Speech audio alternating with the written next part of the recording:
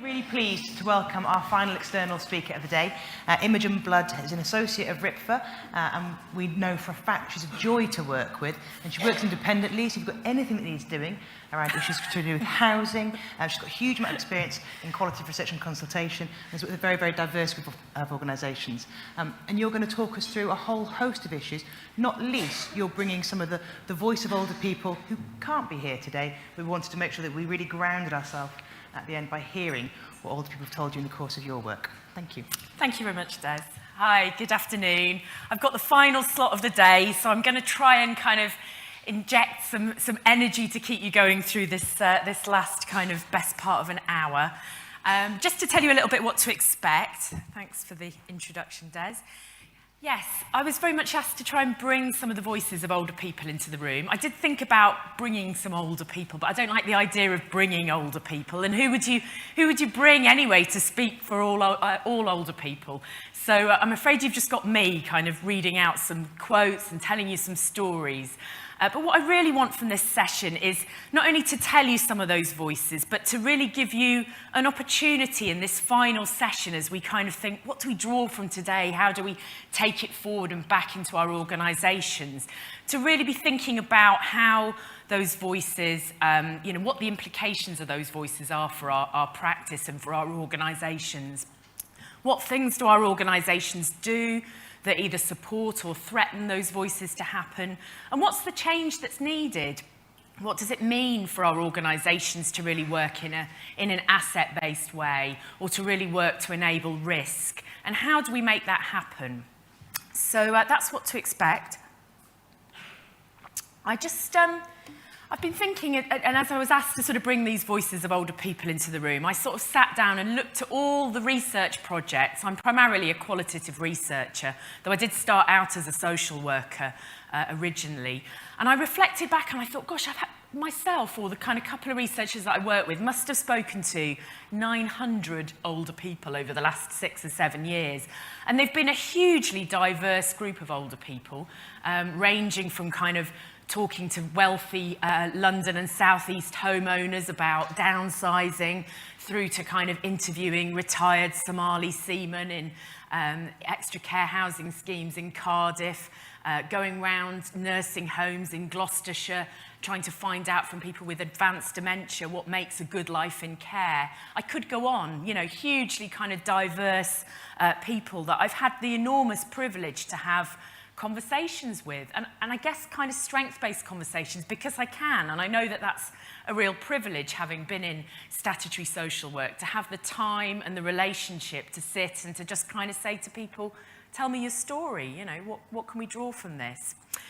I was also heavily involved in Joseph Rowntree Foundation's Better Life programme a few years ago, which, as those of you who are familiar with it will know, was a kind of £1.5 million research programme that went out to kind of hear the voices of older people with high support needs. And I had the amazing task of kind of synthesising all of that evidence at the end of the programme, and wrote a book that drew together people's stories and reflected on really what that meant, not just for services, but actually for all of us moving forwards positively into an ageing society. So that's the kind of the huge evidence base, really, of kind of human conversation on which I want to draw this afternoon. And I'm going to kind of go through and pull out some of the themes, because what's really struck me is that actually, talking to people with that huge kind of diversity, the same kind of themes almost always come up time and time again. So I'm going to kind of share some of those themes with you.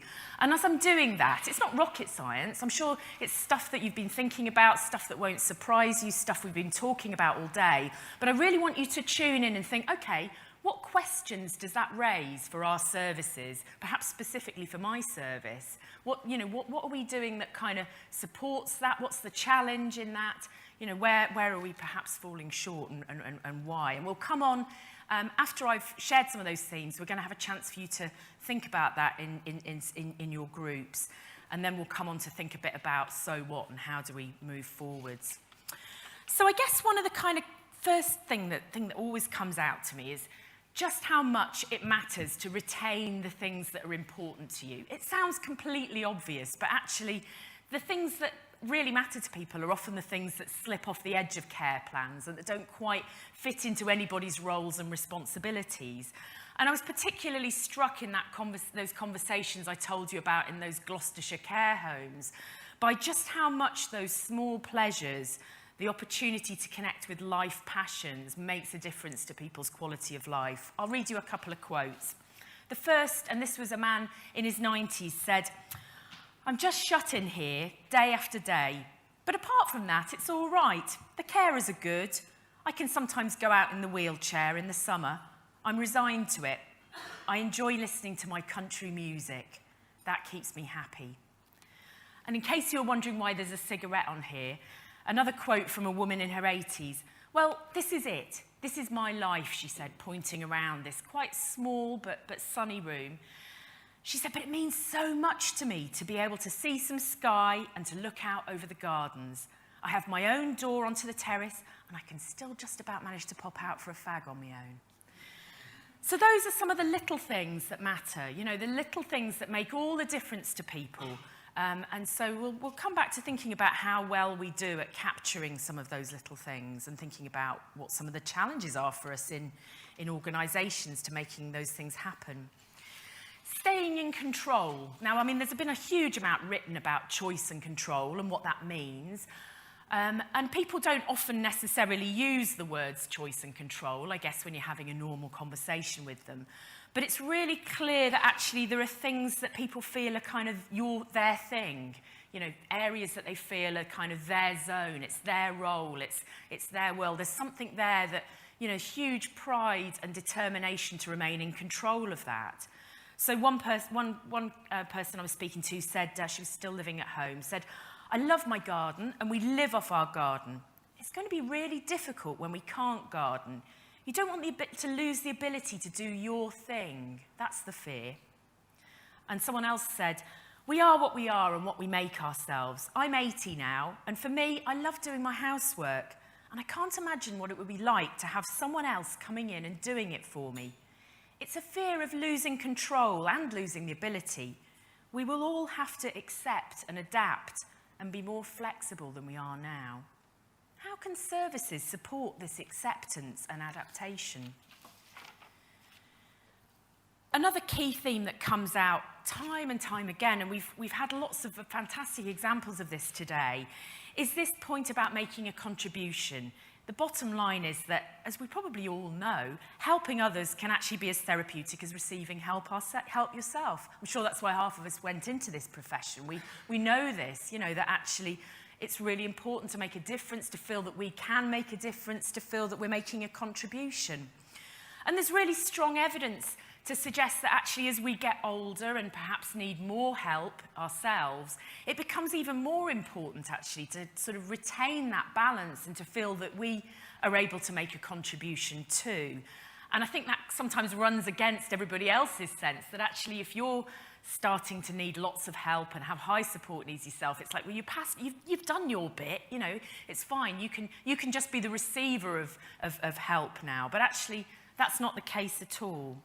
And it's really interesting. Lots of the people I've spoken to have described their own kind of voyage of healing in relation to the ability and opportunity to do something to help other people.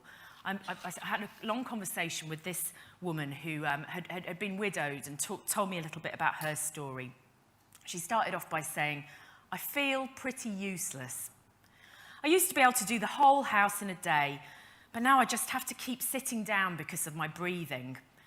I'm still keeping on top of it. The place has got to be kept clean, but it just takes me longer and longer. I still miss my husband. He died very suddenly of cancer a decade ago. We'd been married over 50 years. It's taken me a long time after he died to feel as though I can go out. So I'm trying now to build up my networks again, but I still feel very lonely. Really, I lead a lonely life. My daughter's brought me back just now from one of those clubs, but I sit here on my own and get very down. But then I do like to be sociable. I've started doing some volunteering for a local befriending service, going around and visiting people like me. I like that sort of thing. I really love people, but I struggle to get on the bus. It's partly the breathing and partly the anxiety, so they're having to provide transport. But things like that Silver Line are good, because you can volunteer to talk to people on the phone without having to go out. It's really interesting that actually the point at which she starts to kind of come out and to think about her own kind of bereavement and perhaps to process that a bit more, she actually does that through wanting to befriend and help and support other people. And we can totally imagine how that befriending will be a two-way street, because human relationships are always, despite the boxes of somebody being a provider or somebody being a user, you know, are always two-way streets. Another kind of key message that comes out is around just the sort of existing coping mechanisms and resources that people have. You know, when you ask people the question, how have you coped so far? And I think that's quite an important question to ask. Often they respond, as you might expect, by telling you about neighbours and about their children and about their partner and about their networks and all those other people that help and support them. But actually those conversations also reveal other inner resources, you know, ways in which people have adapted and come to terms with loss or failing health. I remember interviewing one woman whose husband has quite advanced dementia, and you know, we talked for a long time about the challenges involved in her life. And then she said to me, sort of smiling, she said, well, you know, life's full of little coping strategies. So he has the odd accident and he refuses to change his clothes. So I sneak in and swap them over on his chair while he's asleep in the night. And if we start arguing, I've just got these Father Christmas hats at the moment. And when we argue, I just put the hats on us both and it reminds us to stop and have a laugh instead. So something there about just, you know, hearing and understanding and building on those kind of little coping mechanisms that people have developed en route. I think, you know, humour comes up time and time again, as you just heard in that example, but also the importance of routine to people, you know, of people feeling that they've got a kind of set kind of routine and that if they stick to that, everything will work. Lots of people have said to me that, you know, can be quite difficult when suddenly professionals want to see us at certain times of the day, and actually we've got our own routine here. It kind of throws everything out a little bit, and then they're late, you know, and you know, they think we're just sitting there doing nothing, but actually it's kind of thrown our whole day out. And then, of course, you know, you meet people who just have sheer determination, people who have adapted and, you know, responded to often, you know, all sorts of very difficult traumas over their lives and just, you know, are getting themselves back up the steps, step by step on their backsides after just having had a hip replaced the week before. And you think, gosh, that's just sheer kind of drive keeping you on there. But of course, people's beliefs and attitudes are really kind of crucial, often religious belief and faith. But, you know, sometimes also just this kind of sense of general positivity, your outlook in life, the need to stay positive. In order to age well, you've got to make the most of what you've got, not concentrate on what you haven't got. It sort of summarises the whole kind of strengths-based practice, I think. And finally, out of these themes, the opportunity to learn new things. And I think this comes out again whether people are, you know, in their 70s or their 80s or their 90s, whether people have advanced dementia or, you know, kind of really quite severe physical disabilities. The importance of getting the opportunity to do something new and to feel as though you're learning and growing comes out so many times. I interviewed somebody who had a lifetime of kind of very severe depression. And she had told me, you know, lots about how services had kind of, you know, recorded endlessly all the kind of deficits and the problems. But then we started talking about some of the kind of positive things in her life and the times where she'd had opportunities to grow and be strong. And she told me, I took over the running of a self-help social support group, which my local mental health service had originally set up. I applied for a government grant, and with the £5,000 grant, I developed the group. We had craft activities, and one of the most talented members taught crafts to those who wanted to create something. Others played board games and had tea and coffee and chatted. I had to learn about creating a constitution and a committee to get the grant. I had to research the cost of what we were doing with the grant, and after we'd got it, I had to fill in all these monitoring forms. So all of this contributed to raising my self-esteem and my self-confidence, and it really demonstrated what I was capable of rather than what I was deficient at. And my illnesses and my ability to lead a peaceful and contented life depends so much on my self-esteem. So there we have some of the kind of top 5 or 6 themes that have come out of all those conversations. I want us now just to have a little think about how, I'm just going to skip over that, just want us to have a little bit of a think about how services might support or strengthen these priorities. I've kind of put all those themes back up on this slide just so they're there in one place. And I'd like you just to take about 10 minutes, I think, with the people that are left on your table, or you can do it in smaller groups and whatever groups work for you.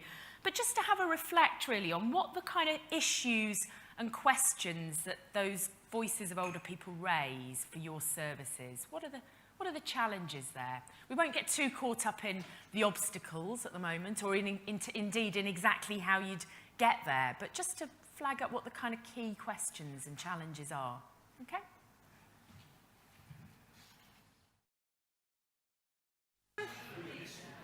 Pause for a moment, and I'm keen to kind of hear some of the questions and issues that are being raised. Don't feel you need to have the answers, it's late in the day, but if you want to just flag up some of the issues and questions. So if people want to just, we won't go around every single table because there's a lot of you, but if people want to kind of volunteer to share 1 or 2 of the questions and issues that came up on your table.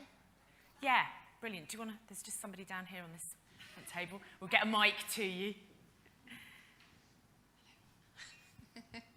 Getting too used to this. We've obviously approached it from the carers angle. I'll just read these bullet points, really. Yeah. That will be probably the quickest way. Okay. Ask the right questions. Yeah. Listen. Pick up on key words and then explore that particular issue. Engagement. So engagement in a conversation is a very important word. I think I'll go on to the last few points now, but in the nursing home where my mum is, local school children do write to the residents, so they have a two-way situation with letter writing. Lift the mood at the beginning of any appointment or interaction. I know from personal experience with my mum, who does have lots of mood swings, if I start talking about a long time ago, what were you doing, Mum, when you ran the shop and things like that, that brings her into a better place, and then we can have the right conversation. And the last thing I'd just like to share with you is this morning my son has been to visit my mum. I've had a message. There's someone dressed in green tights at the nursing home, my mum in a fancy hat, and my 40-year-old policeman's son saying, "It's all happening here." So I thought that's just a positive note for everyone to take part in. Fantastic. I think that's enough. That sounds great. Brilliant. So, well, green tights will be on the next set of slides, I'm sure. Thank you. And we'll come back in a moment. I particularly like that point about asking the right questions. We'll come back to that in a moment. That's really key. Anyone else who wants to share some of the issues, challenges, questions that came up? Go on. I find myself volunteering more than I wish I was. We were sort of discussing relationship building and the sort of almost conflict with the pressures of the role we do. So whereas we quite like to spend a few hours per visit having those conversations and getting into the sort of the more deeper parts, so that the person gives us the information that we are sort of looking for in order for finding things. It's not always possible, although there are some murmurings of some more strength-based focused work happening in other localities, which is encouraging. But I think that's part of one of my frustrations from previous roles, where I've been able to spend sort of a long time with the various members of the family trying to find solutions and then you can sort of find out what's important without them actually saying necessarily. Like the lady said, you can pick up on things that are spoken about quite a lot. Whereas if you're sort of doing hour, 2-hour visits and having to fit certain boxes and responsibilities, you don't always get the things you need to be able to open up possibles and things. So I think that's for me where there are challenges.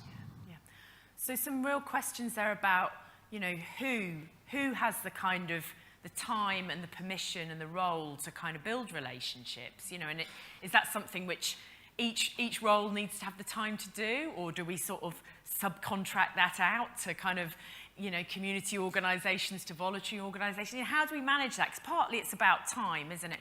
I know Jill was talking earlier about kind of protected caseloads and, you know, recognising that actually if we're going to do this kind of work properly, we need the time to do it. But it's also sometimes about the kind of permission of our roles, isn't it? And the fact we've often got a list of particular questions we need to get through. And, you know, is it appropriate for us to start kind of delving around the edges of that, really? So I think there's some interesting tensions and questions there. Anything else came up? Anything different from any other groups? Any quick thoughts? Yeah, there's somebody over there. Yeah, we talked about time as well, and we said that it's about how you use the time as well. So you might be one of many people going in and out, and it's helpful to know the person before you go. So we were talking about things like using one-page profiles and kind of snapshots of people and person-centered tools and things, so that you could actually get to know the person before you came along, and then to use the majority of your time to talk about what they wanted rather than going in with an agenda. I think that's really important. Yeah, excellent. And another comment down here? Woman in the front table. Oh, did you not want to speak? Oh, sorry. I thought you did. Yeah. You did. Yeah, you did. Yeah. I just wanted to say, you were talking about time. When you go into somebody's home, you have to be, I think it would be a good idea to be like a little bit of a detective. As you're sitting down, just not only, you know, look at the person that you're talking to and to try and find out a little bit about them, but look around the home, look what are there. There might be trophies of, you know, somebody won something for a dance competition or something, or photographs. You know, if you look round and notice probably like a crocheted blanket on the bed, you have to be more in the zone of that person. And the way you do that, if you're visiting their home, you are visiting them. They might have photographs of dogs or cats or anything, but you really have to be like a detective. You don't have to ask all these questions. If you see a picture of a dog, for instance, say, you know, was that your dog? And then, oh, I miss them, but Joey next door's got a beautiful dog. Oh, you know, and then you can take on the conversation. Does that make sense? Yeah, absolutely. Yeah, definitely. Somebody else? Do you want to come in there? No, just agreeing. Very good. Yeah, excellent. Thank you. So lots of really, there's going to be another chance for a bit more. Oh, was there another person there? Hi. Sorry, please. I couldn't Hi. quite see you. I guess we were just echoing what everyone else has said, really, about sort of recognising beyond the diagnosis or need for intervention. So often just a care package isn't enough. It's about looking at a greater network, about the skills or life history, the experience of that person, how that still can be brought into, and how it can be utilised to have some control and some sense of worth or purpose still, as opposed to just being at home confined by 4 calls a day and not really seeing from a greater population. Brilliant, yeah, absolutely. So some really kind of, lots of really practical ideas and challenges, day-to-day challenges there around, you know, how do we do this in practice actually when it's, you know, we're literally there doing it. But I'm also really interested in this sort of wider question about how, as organisations and teams, we need to, you know, this is challenging. Partly, obviously, the big question of time, but also thinking about how we support people to take risks, ultimately, you know, and it was no coincidence that we sort of had an older person on a bike and somebody else smoking a cigarette. You know, how do we support people to take risks, and how do we offer some of these opportunities to make a contribution? And how do we kind of create new opportunities for learning? And really crucially, how do we kind of fit all this into the kind of assessments that we still, most of us, have to do as part of our kind of day-to-day work. You know, how do we, you know, is it that we, you know, we may not have the luxury of an hour of conversation around that, so how do we kind of streamline this in a way? And I don't have the answers to all of this, but I think that, you know, these are some of the, you know, some of your ideas and some of the ideas we get from the voices of older people, I think, are a really important starting point. So I want to share with you some of the kind of challenges and issues that have come out of all this various research. And then again, we'll have another chance to kind of think, okay, so what for your organisations? Where do we take it next? So yes, time obviously comes up time and time again. You know, and I guess the way in which that kind of threatens and makes enablement so difficult at times. And I think that's really starkly, you know, brought up at the moment around the whole kind of question of domiciliary care and how that's organised and how it's commissioned and how care plans are set up in relation to domiciliary care. I'll just tell you read you another story really, because I think that says it better than I can really. This is the carer of the daughter of somebody who has dementia. They've got 15 minutes to shower someone with dementia. I wrote it on a sheet for them to show them what I do when I shower Mum. For example, if you turn the shower on, she'll wet herself under the shower. Then if you soak the flannel, she'll wash herself, and so on. For example, if you put the toothpaste on the toothbrush, she'll brush her teeth herself. But they ignore all this because that would take more than 15 minutes. The risk now is that she'll refuse because they'll go too quickly, and you can't do that with someone with dementia. Or she will go downhill more quickly because they're doing it in her place instead of helping her to maintain her autonomy and capacity and choice and well-being by going at her rhythm. I wrote on the sheet that she has always done her hair nicely, put lipstick on, put perfume on. If you give it to her, she's capable of doing it, and then her self-image is maintained. But it's as if the self-image isn't important if you have dementia. So some very real kind of, you know, structural challenges, I know, in terms of what we can commission, what we can put in place for people, what we can afford. But, you know, I know there are areas that have been trying to rethink the way in which those kind of time slots work and try to give a bit more discretion and power back to some of those frontline domiciliary care workers to kind of organise their schedule in a slightly more kind of natural and organic way rather than having to clock in and out every 15 minutes. Some of the kind of frustrations and fears that people have said to me when they're thinking about their kind of interactions with services. I've got a fear that it's all about ticks in boxes. You know, it's done in a rush, it's the same care plan. And I really love this quote. I want someone to come and listen to me and understand the challenges I face and work out with me what I need to go about my day-to-day life, not just give me what they've got in the store cupboard. And I think whether or not it's literally a store cupboard or whether it's a kind of menu of service options, it's, you know, we've been kind of trained and organised in such a way that we are often thinking about what's in the store cupboard. You know, how do we think beyond that? The woman at the front here raised this really important question about asking questions, you know, and how we ask questions. And again, another little story about some questions being asked in a way that didn't elicit a particularly positive response. This person said, we met with social services and my mother-in-law then answered the questions that were being asked. Are you okay? Yes. Do you struggle to do that? No. Can you manage? Yes, no problems at all. And I'm sitting there thinking, no, she can't. Because people from that era are that proud. They don't want anyone to know that they can't do this and that. Now, I suppose that even if social services know that's not true, because the person they're saying is okay, they can tick them off the list and they know they won't have to pay for it. So there's something there about how we ask those questions. You know, are you okay? Yes. Do you struggle? I'm not suggesting you go around asking questions like this, but I just thought it was an interesting conversation to be relayed. And I just started to think, well, what are some of the questions that you might ask instead? You know, all right, you haven't got the time and the mandate to be asking necessarily about somebody's hobbies and their entire kind of life story. You know, you do actually have to fill in your assessment around what this person's needs are. But these are some of the questions that I think might just kind of, I'm sure some of you will be using some of these already, but different kinds of questions. How have you coped up until now? Talk me through a typical day. What about a good day? What makes it good?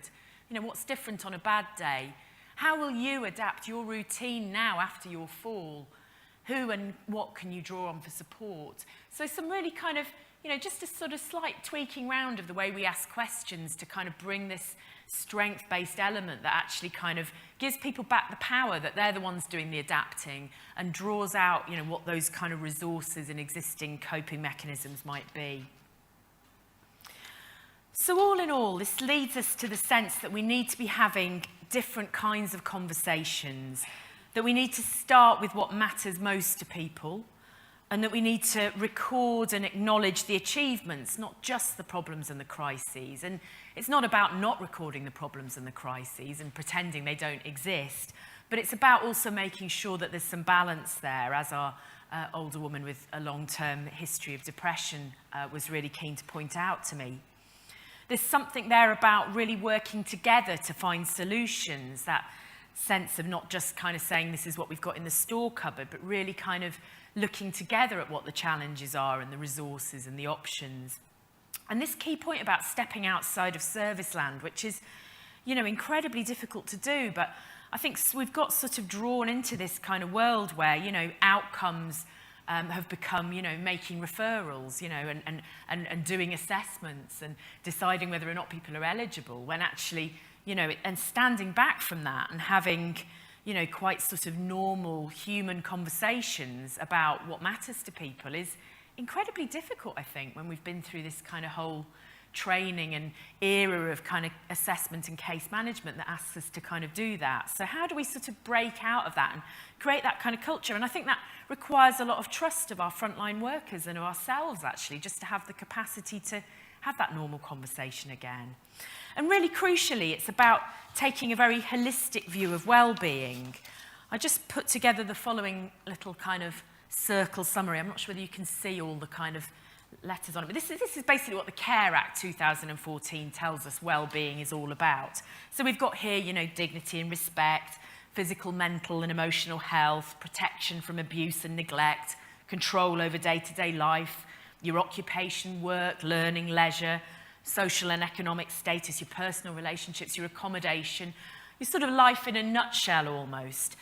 And actually, I think, you know, in terms of starting to really think with people about identifying their resources and their strengths, and really starting to think about how we think about risk within the context of this, so that we're actually not just looking at protection and looking at kind of physical safety and physical health, but we're also understanding where actually often there are benefits from actions that can seem really risky in terms of some of those other areas. You know, there's often a counterbalance across the wheel, and that's a difficult balancing act to have, but we need to be having those conversations quite collaboratively in terms of that broader view of people's well-being. But that, I know, brings huge challenges. You know, will our organisations support us in that? What will the doctor say? You know, we heard this morning about just how influential they can be. You know, do we feel supported, or do we feel as though actually if we encourage people to take risks in order to do the things that matter to them and to make a contribution, that we may end up finding our own necks are on the line?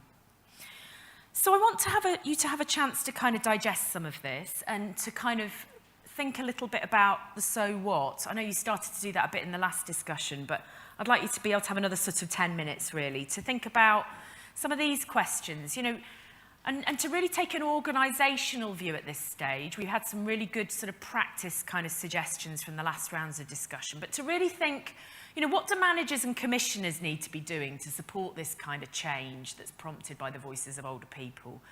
I know this was touched on a little bit in Jill's session before, but, you know, what does it actually mean to manage in a strength-based way? Because, you know, we may or may not be able to practice in a strength-based way, but if we're going to do that, we sure as hell need to be managed in a strength-based way. And more broadly still, how would a strengths-based organisation operate? You know, what does that mean? We can't kind of mandate this to happen on the front line if we're not looking right across the organisation at what's needed. So just 10 minutes to sort that out, and we'll take a few final points, and then we'll wrap it all up.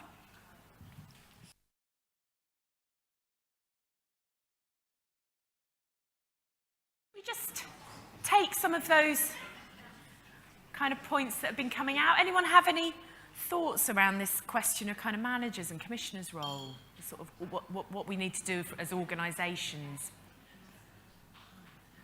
come on, somebody say. I can see you've all been chatting away. Loads of stuff looks like it's coming out. So please share a bit. Got something there, fantastic. Thank you. We're going through reorganisation at this moment of time, and one of the things that is emerging is we're developing a lead practitioner role in each of our service areas. And although we haven't moved into these roles yet, part of the lead practitioner role, as well as improving quality and social work outcomes, etc., is also about making connections with our commissioners much more closely, so that they can understand our practice and they can commission with us in a more productive way. And I'd heard about this conference, and I contacted the person who's going to be my lead commissioner, with me being the lead professional, and I said, come, 16th of Birmingham, come with me. Oh, and her response was, well, I think strengths-based social work works okay with people with learning disabilities and mental health problems. I don't think there's much of an appetite for it with older people. Right. And my response back was, you're missing the trick. There's lots starting to happen. We need to make it happen, and let's start talking about it together. And one of the other things we've done in our restructure within our role profiles for our social workers and support staff is we've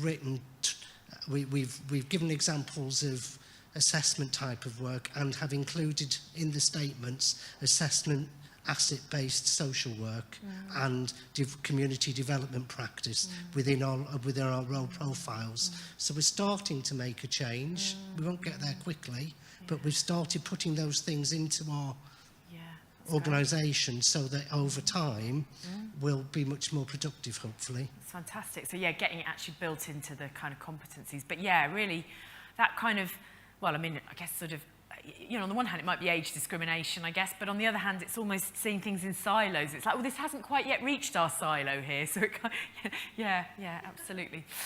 Anyone else? Any other kind of thoughts, reflections? Oh yeah, we've got someone in the middle. We'll come, oh, okay. So, yeah, all right. Go ahead. It was just a quick one. We were just talking about listening to what's being said, but actually not just listening, but actually taking what's said seriously and maybe doing something with it. Often it can be that you're just sort of answering questions and surveys and then nothing's really done with it. And I think that's quite demoralising. And also then links in with the second one as well about if you're going to ask want to work in a specific way, lead by example and trust us to do the work that you're asking us to do. And the same with, you know, if you're asking of the older people, run with it. Don't just ask them and then go, oh, okay, well, that's just going to go. And we'll say we've done it. Yeah, absolutely. So really sort of thinking about how people at every level can take some actions. And I think that point about linking up practice, you know, getting the kind of, you know, the views from the front line and really thinking about how that needs to filter up to, as the colleague over there described, the commissioning as well, really key. I think there's a woman, are you still on the black? Yeah. Hi, I'm Sarah Weidel. I'm just curious about if you've come across people in your research where there's been a discharge situation and it's about the social worker actually not seeing the context in which they're going home to and having to make decisions in that sort of critical situation. What have people told you, older people said about what they want in that situation, and what have also social workers said about the difficulty of working in a strengths-based way when they've got to make a lot of decisions very quickly in a discharge context? Yeah. I think when you're at those kind of key transitional moments of crisis and hospital discharge, you know, has become a crisis almost, hasn't it, for us in terms of our services, but people are, of course, recovering from crisis. I think, you know, it genuinely is really challenging, isn't it, to sort of think, well, how do you do strength-based work in a crisis moment? And I think, I guess part of it comes back to sort of some of the housing stuff that we were hearing about earlier. And I think housing is often the hugely kind of missing aspect at that point, isn't it? And whether it's about better understanding of people's housing circumstances. I mean, I've done a lot of research in kind of sheltered and extra care housing where people from the hospital discharge point of view haven't really understood what they're discharging people to, and there's been a lot of confusion there around what the model is, and people assuming that it works like a residential care home, and actually it isn't. So people have ended up quite stranded, even in sheltered care, sort of following his hospital discharge. And I guess people have just kind of thought, well, they'll be all right because they're going back to a supported environment. So I think kind of making sure that, accommodation is there on the kind of wheel, and it's great that we had sort of colleagues from housing talking today, but I think really making sure that that's part of the conversation is really key.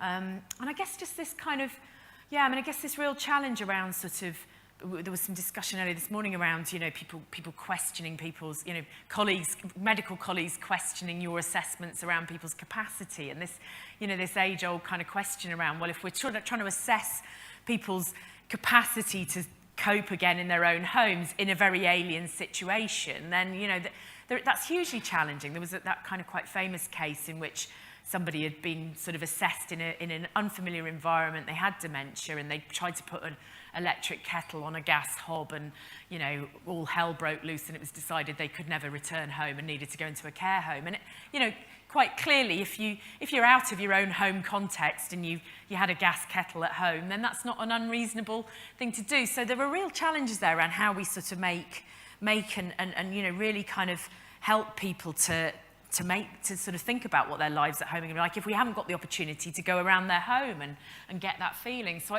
whether that's about linking up better with people in the community, whether it's about, you've got some ideas. Well, please come in, Alison, yeah. Yeah.